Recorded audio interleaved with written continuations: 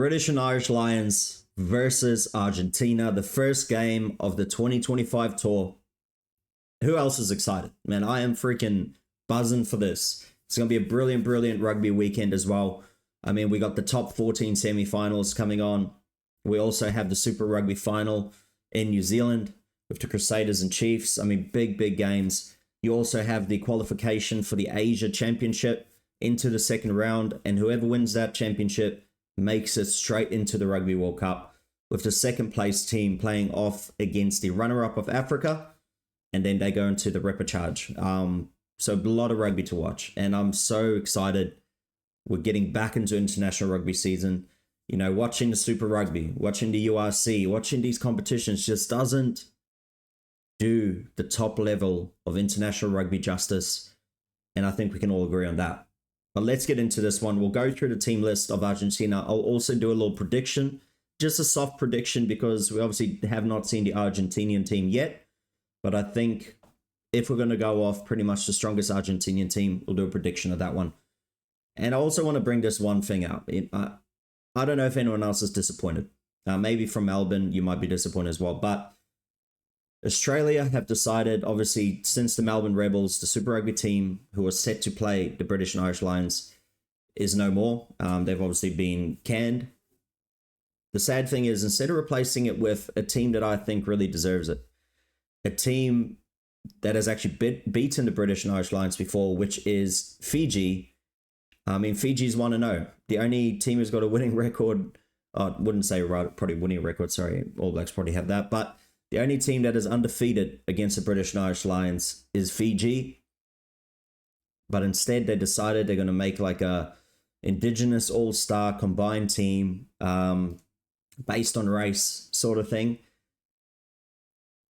You know, some people might be happy with that, but I think this is a real opportunity for Fiji just to be able to come in, have a great game against them, and especially with Fiji growing, I think this would have been a great opportunity. But instead, you know, they go with a team that no one's ever seen before. But anyway, let's get into the part that matters, and that is the British and Irish Lions team playing against Argentina. Well, let's go through the team list. We'll start in the engine room, the forward pack, in the front row.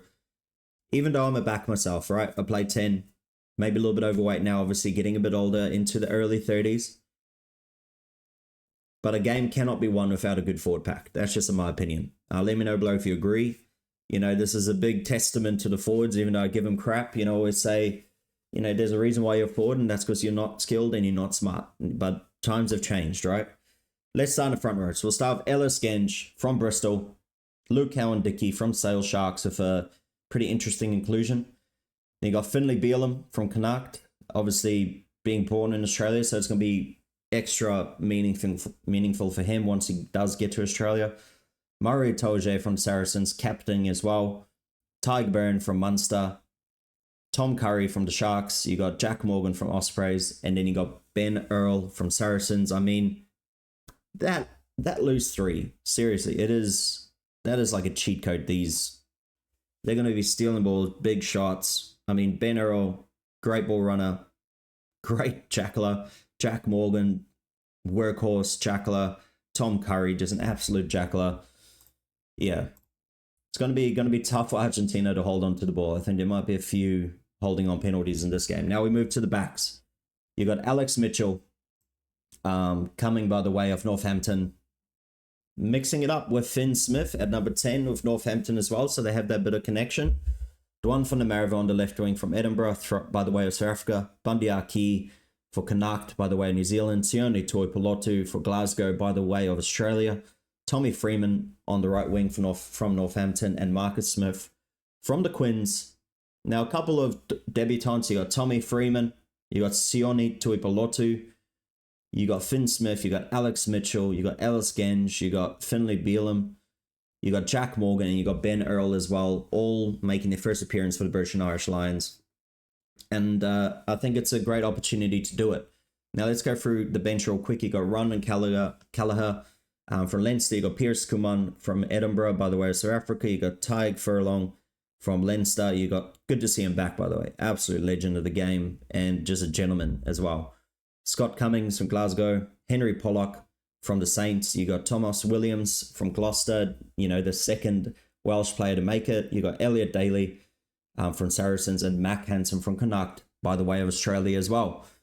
So a lot of couple, you know, ex-Aussies making the tour. It's going to be meaningful. It's going to probably have a lot of family members there. And then obviously on the bench as well, people who are also debuting. You got Ronan Gallagher, Piers Gumman, Scott Cummings, Henry Pollock, Thomas Williams, and Mac Hansen. Now, if you're looking from an Argentinian point of view, you're looking, this is perfect because there's a lot of debutants and a lot of them have never played together. So this is, you know, just coming out of the club season as well. A lot of these players have not played together outside of just maybe international, which was a while ago for the Six Nations. So this is the right moment, you know, for the Argentinians to get them. And I think it's going to be a much closer or even a bit of an upset. And I think a lot of people might not believe that. But you also look at Henry Pollock, obviously being a very young player. A lot of people don't like him, obviously because he's got a big personality. He's a bit of a show pony. And I can see the reason why people don't like him, don't get me wrong. Because if you play rugby, you see someone like that in the opposition team, you're going to be like, what an idiot, right? But he is still a good player at the end of the day. He deserves it. And I think this is the right game for him. You know, he's around a lot of debutants, so it's a good time for him to debut as well. Probably get a couple games against Super Rugby, and then they'll see where he is as a player. But I think I want to get down to this prediction real quick. Let's look at the history here of the results from the Lions in Argentina. So it goes all the way back to 1910. You know, the Lions, it's pretty much one-way traffic all the way.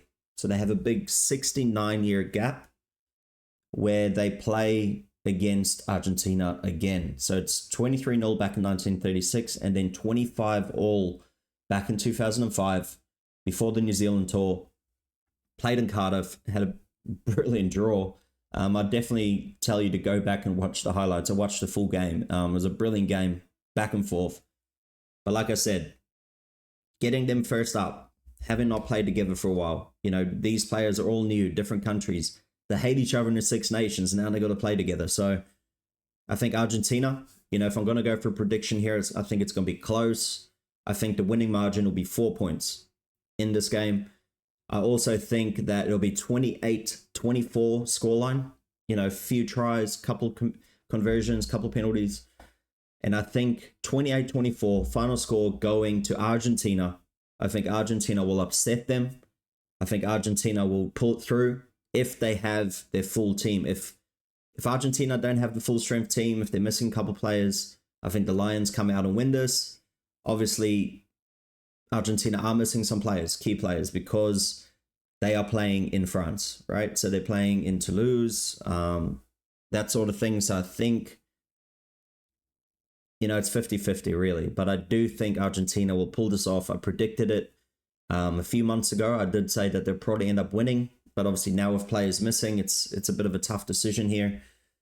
But I'm hoping they can pull it off because, like I said, look at all these players from all these different clubs, all these different countries coming together and having to play together for the first game.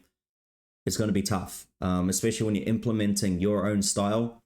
You know, there's not many Irish people in the starting team, so they don't know how Andy Farrell wants them to play. So I think that'll be a big part of it. The only way I see the British and Irish Lions winning is using their forwards dominance, kicking to the corners, mauling it over, you know, winning the breakdowns, which Tom Curry, Jack Morgan, Ben Earl, you don't need to be from the same team to be able to do that.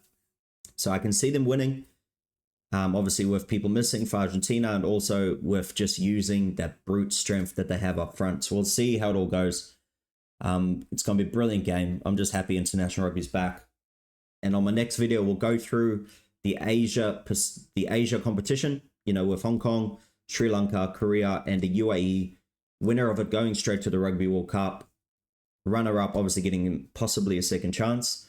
We'll be going over those results in the next video. So definitely stay tuned. Thank you for watching. Hit that subscribe button. I mean, if you want to keep up with international rugby, just watch everything to do with rugby. Hit that subscribe button, and I'll see you in the next video. Thank you for watching.